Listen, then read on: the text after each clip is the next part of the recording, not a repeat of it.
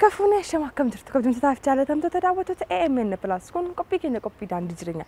Qophii daandii jireenyaa keenya guyyaa har'aa injifannoo Adwaa sababeeffannee egaa yaadannoo injifannoon Adwaa keessatti ammoo dhaloonni bara isaan jiraachaa jiran keessatti biyya kanaaf ashaaraa mataa isaanii kaa'achaati kan isaan darban. Nutis ammoo yaadannoon injifannoo Adwaa keessaayyuu injifannoo gurraachotaa biyyi keenya weerara faashisti Xaaliyaanii injifattee injifannoo guddaa akka Afrikaatti galmeessiste kana sababeeffannee qophii addaa ayyaana kanaan simbiraan gahuudhaaf keessummaan keenya guyyaa har'aa kun ammoo eenyudha maal irratti hirmaatanii bara jireenya isaanii keessatti maal hojjetanii umurii daa'imummaa isaanii hanga bara amma isaan irra jiranitti seenaa isaanii qoqqorachaa muuxannoof mudannoo isaanii irraa ammoo barachaa waa hedduu simbiraan ni geenya. Isin qophii keenya qophii daandii jireenyaa filannoo keessan taasifadhaa turtii keessan AMN Plus faana godhadhaa ani garuu gara keessaatiin seenaa irra deebiin turtii keessan na faana taasifadhaa.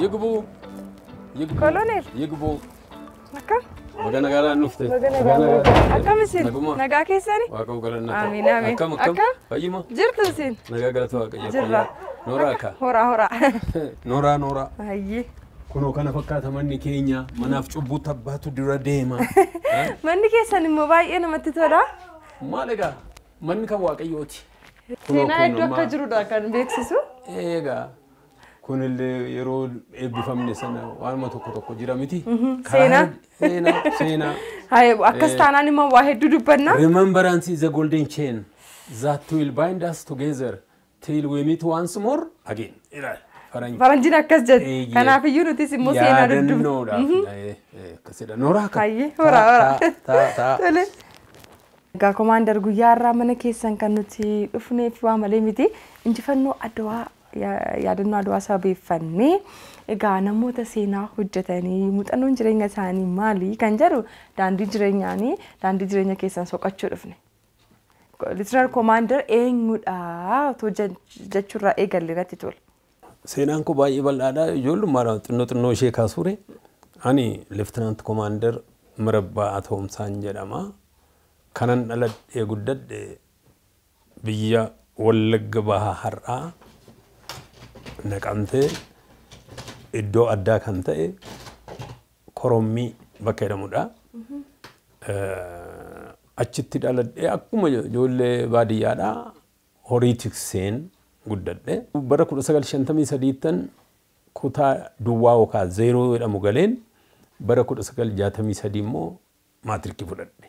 Waggaa 10 keessatti galtanii waggaa 10tti fudhatan akkamitti yeroo lamanii double promotion deeme nanu taala hinu taala maan yaggaa tokkoffaan naan ba'u kutaa saattaanuttanii darbaan ganama gaaf obboroo kaatan maal gochuun jalqabdu jireenya jiruu idilee keessanii amma yeroo amma isa dura qabadhee dhufe sana naval kolleejii illee yookaan humna galaanaa kolleejii humna galaanaa innaan galullee Ingilizoonni warra nu barsiisan maal fidanii dhufanii isanachi shaakalaa ture sanatti sa'aatii 11 daqiiqaa 15 inna hafu revelee jedhama alaarmitu iyya halkan lafti baruuf innaa yeroo sana utaallee kaane inni kaan ispoortii deemaa inni kaan qayyabachuu dhaqa laabireerii galaa inni kaan waan adda hojjeta isatu shaakala sanatu na duukaa dhufee hanga har'aatti amma ani sa'aatii 10 ka'eera.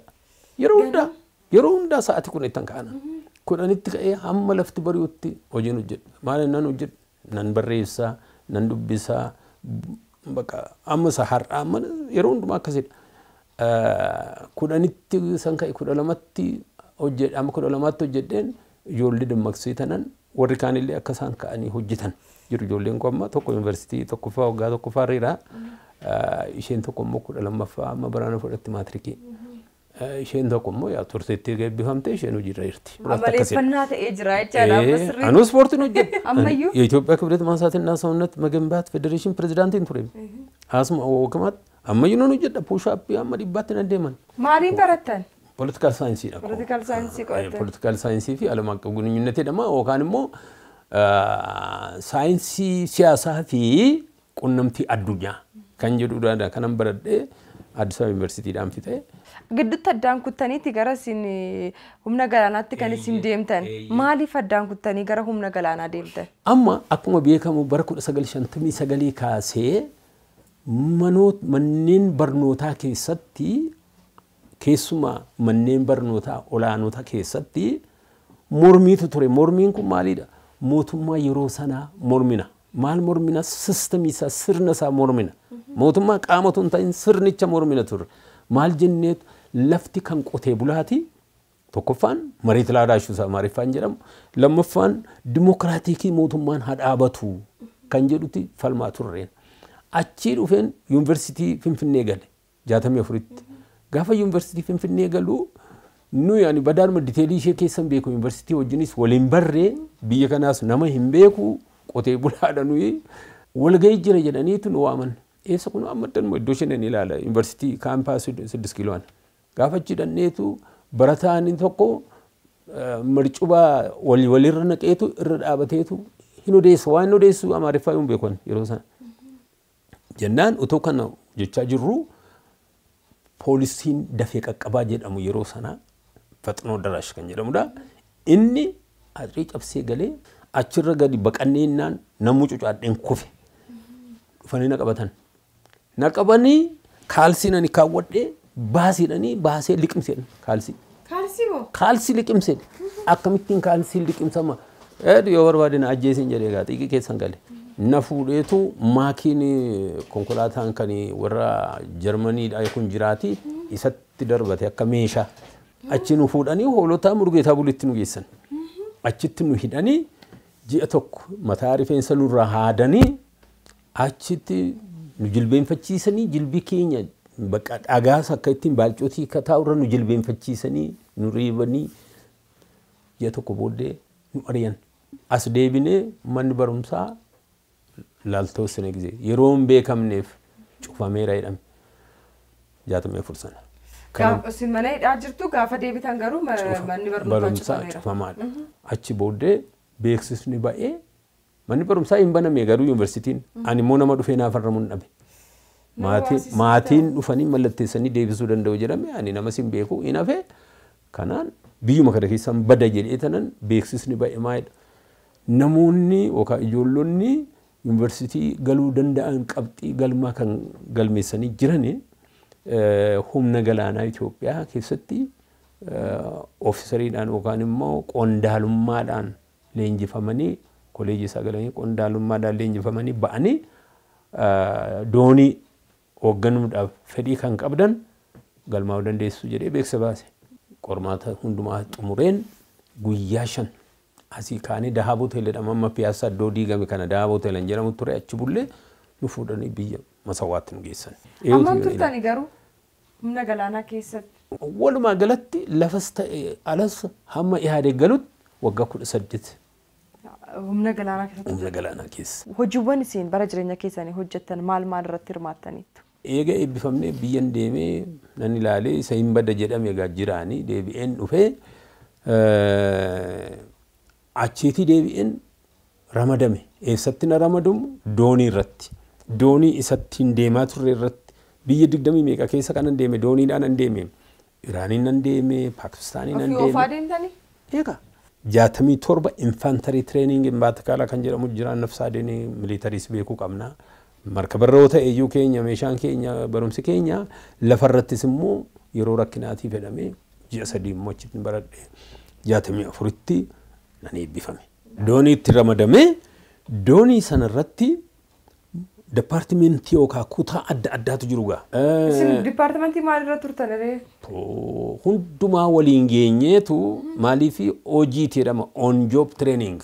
OJT hammana ji'a tokko achi ji'a tokko achi ji'a tokko akkattiin eega xumurree booddee anaan gara qabxii koo ilaalaniitu akkan dhaqee warra leenjisaman leenjiitu jira maasalxeenyaa teknikal ogummaa leenjii humna galaanaa kan jedhamu jira nurra gara kiiloomeetirii 56 ta'a Asmaraatti ol dhufa achi dhaqiitii barsiisinaan jedhan.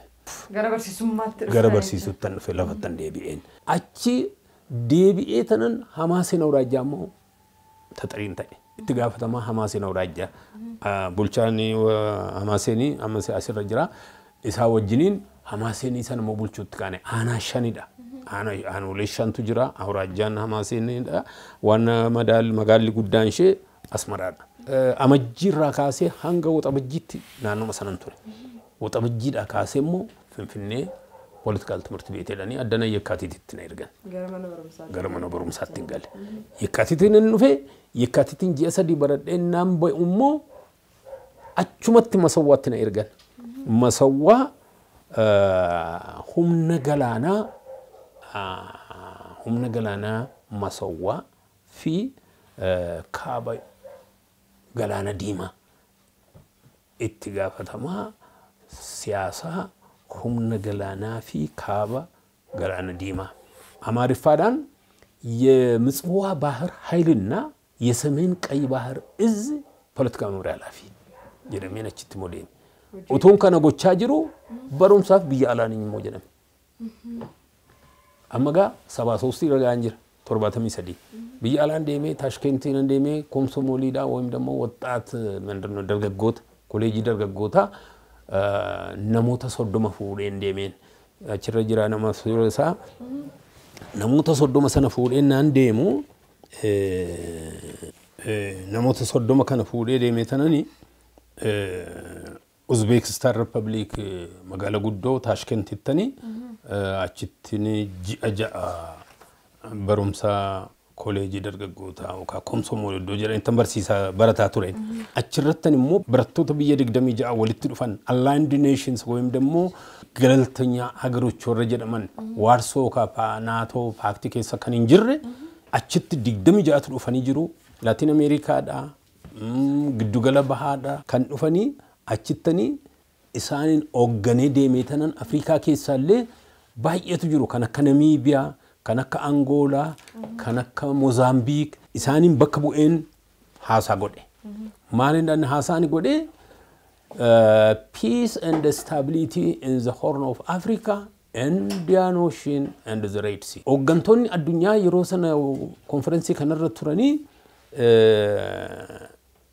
Brezhnevin biya Rasharra Russia presidenti turan Brezhnev Amerikani presidenti kan turan Reagan Mozambique mo biya guddacha jiran third world countries kan jedhaman bakka bu'ee nam tokko Samora Yun Michel jedhamu bakka argamanitti haasaan godhee haasaa kanarratti illee baay'een itti galateeffamee baay'een itti beekameen jedha. Suuraa hedduudha as bira kan jiru sirriitti immoo suuraa walitti qabachaa turtan. Annama dhibba barii suuraan nan kaa'anatti tottolaani. Inni kuni poolitikaa itti gaafatamtoota siyaasaa humna galaanaati. Kun isinidha jecha. Anamma san taa'a kun isa masawwaa jiruudha kun isa walitti qabaa hundumaati kuni baree gideedhama kana sabidha. Kun lubbuun hin jiru har'a. kun Amerikaanii jira har'a kun Norway jira har'a ani mo biyya kootiin bawwedeen asuma jira asuma jirtu jaalala biyya anas mon jiraan asis ijoollummaa keessan argaa jira amma kuno kanan fakkaadha gaa dur waggaa 12 bakka kun amma ja'affaan nan baradhu double promotion asitti kutaa ja'affaa yaanan ga'ee mana barumsaa galee waggaa 4 kutaa ja'a ga'e kun immoo 8ffaadha kutaa 8 شبلا ترتان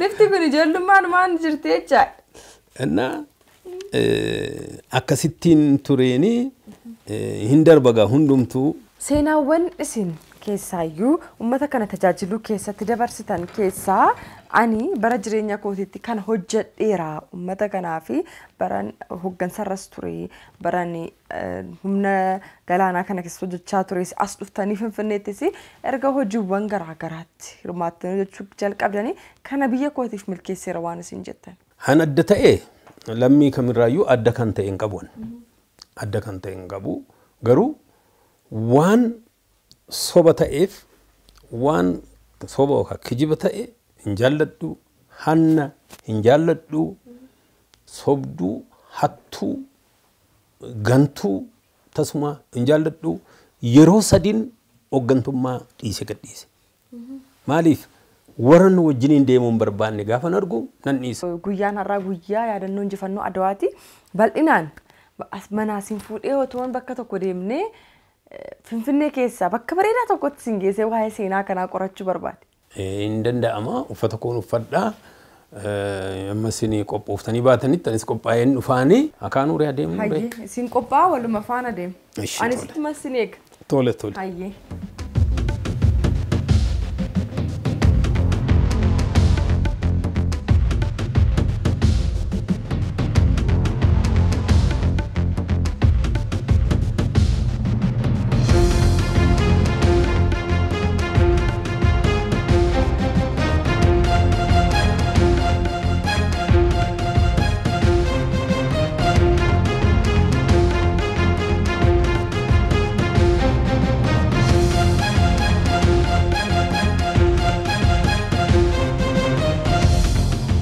Egaa mana keessanii immoo imallee dhufnee bakka seena qabeessa muuziyeemii yaadannoo injifannoo Adwaatti argamneetti kan jirru seensarraa farda argaarra. Maaltu isinitti dhaga'ama as kana gaafa ilaaltan?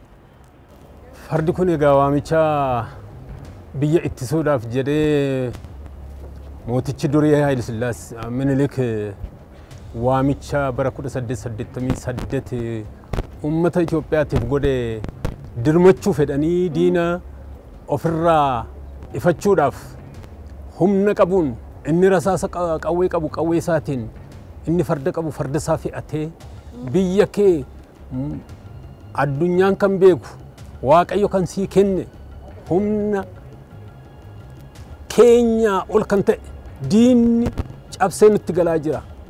Kottu galaa qabdu qabadhuuti miilla keetiinis faradoota keetiinis harree kee fe'adhuutis galaa kan mataa keetii fudhadhuuti. Gara biyya ittisuutti kottu biyyi iddootti wal geenyu immoo kibba Walloo Warrayluu biyya jedhamutti onkololeessa gaafa 23 akka wal agarru jedhee labsii baase Minilik. Labsii sana dirmachuudhaaf dhufan egaa amma kun diinni cimaadha garuu humna nu caalan onnee nu caalan gootummaa nu caalan. Onneen nu bira jirtee jechaadha. Gaafa manaa bahu kitaaba keessan tokkoon fudhadhee ba'e. Caallee osoo jirruudha. Kitaabni kun afaan Amaariffaanis afaan Oromootiinis barraa'ee jira. Bal'aan saallan jedha Amaariffaa. Afaan Oromoon isaa caallee osoo jirru egaa waa'ee gootummaa kana hedduu asirratti argaan jira. Koloneel Abdiisaa Agaa, Fiixaawuraaree Abeebee Tufaa, Dajjaazmaach Garassuu Dhukii, Dajjaazmaach Baalchaa Saafoo fa'aa suuraa maxxansa jalqabaa irratti asitti argama. Mee isin garuu kitaaba kana barreessuudhaaf maaltu isin kakaase jalqaba irratti? Ilaame yaada gaariidha. Hojii mootummaatti asuma 4 kiiloodha Civil Service Commissioniitti naanii qaxaramee jiru ture. Yeroo boqonnaadhaa gadi ba'ee tananii amma iddoo arbanyoochi hintsaa kan jedhamu ture. Achi dhaqee tananii kitaaba guddaa tokkoon arge. Galmee guddaa tokko. Galmeen suni afaan Amaariffaatiin yaa arbanyoochi matsaafedha. Amma isaan galagashee gaafan ilaalu achirraan nama dhabe. Eewun Abdiisaa Agaan jiru. Eewun Zaraay Darasin jiru. Gootni kan jedhame Itoophiyaa koo Itoophiyaa ta'uu ishee Itoophiyaan eenyu akka taate alaabaa magariisa keelloo diimaa arongaadii bicaa qayi kan jedhu addunyaatti kan agarsiise Abdiisaa Agaati. Komaander Marabbaa Atoomsaan yeroo jalqabaatiif kan inni waa'ee kitaaba barreessuutti seenaa Abdiisaa Agaa waan hin barreeffamneef naan jettanii hayyeegaa isiniif guyyaa har'aa guyyaa yaadannoo injifannoo Adwaatti kan nuti kabajaa jirru isiniif Adwaan maali? Adwaani unuuf jiraachuu fi jiraachuu dhabuun keenya garbummaa garba taanee silaa hacuucamnee silaa gurguramnee silaa qabeenyi keenya namummaan keenya kan baddu seenaarraa kan baddu isheen har'a tokkummaan ishee eegamte sun bakka meeqatti shanashanamtee yookaan ciccittee garbummaadhaan gurguramtee warra adiidhaaf garba taanee isaaniif akka tajaajilluuf kan karoorfame ture. Akkamittiin naan jedhu Awurooppaan har'a waan guddatte fakkaatte biyya guddaadha jennu kuni biyya keenya caalaa hiyyeetti turte. Walii isaanii wal lolu turan.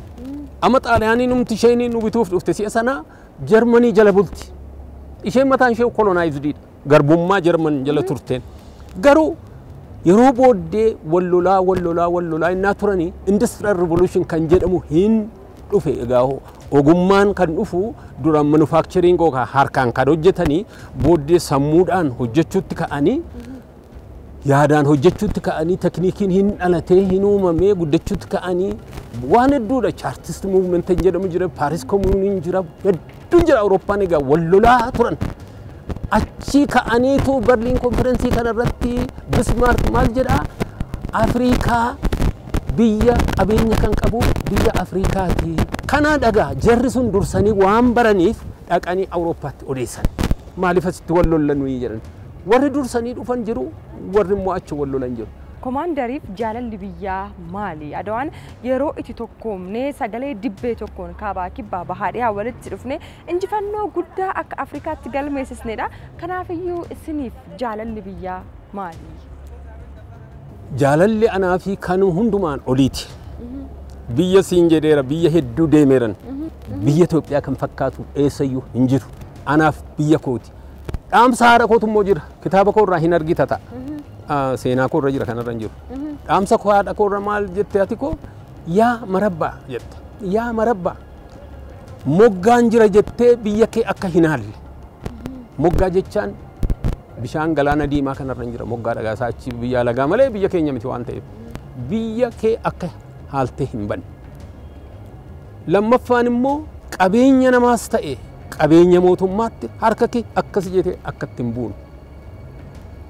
Sadaffaan ani isheen jettee namoonni siif hoggana ta'anii jiran bor immoo kan biraatu sirratti jijjiirama. Osoo namni kan biraa hin dubbatiin ragaan ba'iin namarratti ragaa akka hin baane sobaan si balleessu. Han biyya Itoophiyaa fakkaatu tasuma eessoo hin jiru. Egaa Komaandar dudduubaa immoo yaadannoo injifannoo Adawaatti seenaawwan kaa'amantu jira. Fuuldurarraa Fitaa Biraarii Gabayyoo Gaaboo Gurmuudha kan nuti argaa jirru. Gootota Adawaa irratti hirmaatan hundumtuu goda hambaa yaadannoo Adawaa keessatti bifa kanaan kaa'ameeti kan jiru. Mee seenaa isaanii muraasa akkamitti beektanii kan jedhu waa'ee jaalala biyyaa kanaanis wal qabsiisaatiin naa kaasa. Asuma onsee jalqabe Fitaa Biraarii Gabayyoo Gaaboo Gurmuu kun bakki dhaloota isaa as gara Walisoo kanadha. Inni kuni maqaan isaa dursee kan dhahamuu danda'e hin baqatan jalqaba waraana irratti. Gaafa waraana jalqabaniiti hudduuba gaafa deebi'an fardarra taa'ee ture. Akkamittiin farda akkamittiin diina baqattu jedheetu aaree goraadee isaa qabatee fardaan gulufee dhaqee gidduu waraanaa gale. Goraadeedhaan innaa shak inni godhuti bira dhaabachuu waan hin dandeenyeef xaaliyaanii rafarfamaa jirti morma irraa ciraa jira. Fagoo dhaabatee rasaasan dhaayeen. የአድዋን ስላሴ ጠላት አረከሰው ገበየው በሞቴ ግባና ቀድሰው ነመትን ተሉ ገበየው ግባና ቀድሰው እንቀደሰ ጋ ዮነን ዱኤ ጀደ ዮነን ዱኤ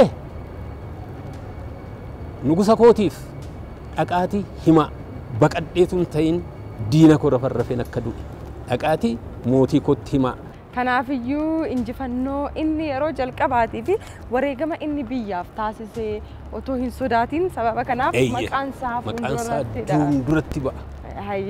Egaa waa'ee Adawaa gaafa kaafamu waa hedduudha kan kaafamu isinillee caallee osoo jirruu kitaaba jedhu keessatti akkuma jalqaba kaasee gootota hedduudha kan isin kaasaa turtanii gootota isin naa kaastan keessaa fuuldura kiyyatti argaan jira Dajjaazmaach Baalchaa Saafoo.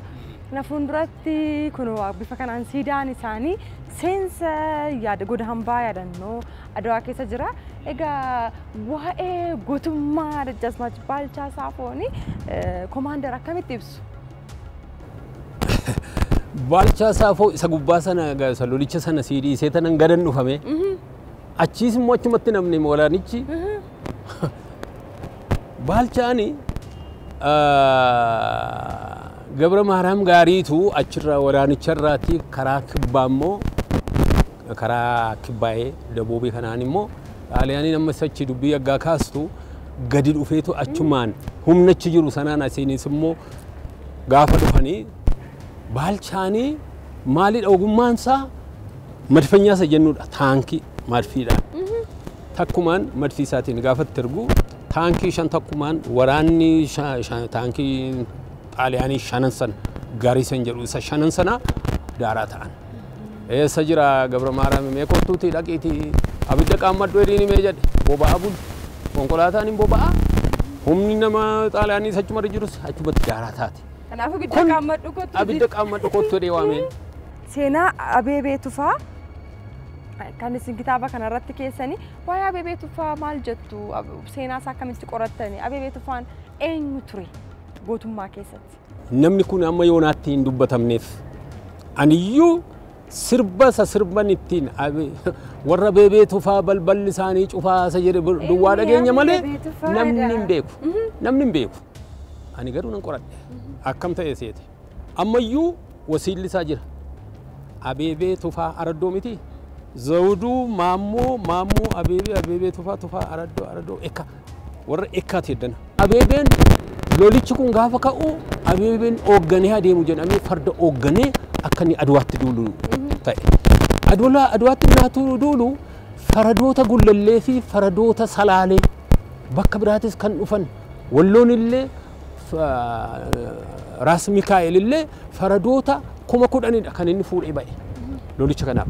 Amma yeroo kanatti Abeebeen eessaan dhaqaa karaa dugda duubaa Aduwaa hudduduubaan faradoota hoogganeen naa deemu warri xaaliyaanii keessa immoo oduun galeera gaa maal jedhanii oduu gashan eree farda Oromoo beekadhu fardi Oromoo akkasiin qabanne fardi Oromoo baay'ee adaganyaadha harka keenya kenninitti hin jedhamee oduun odeeffame.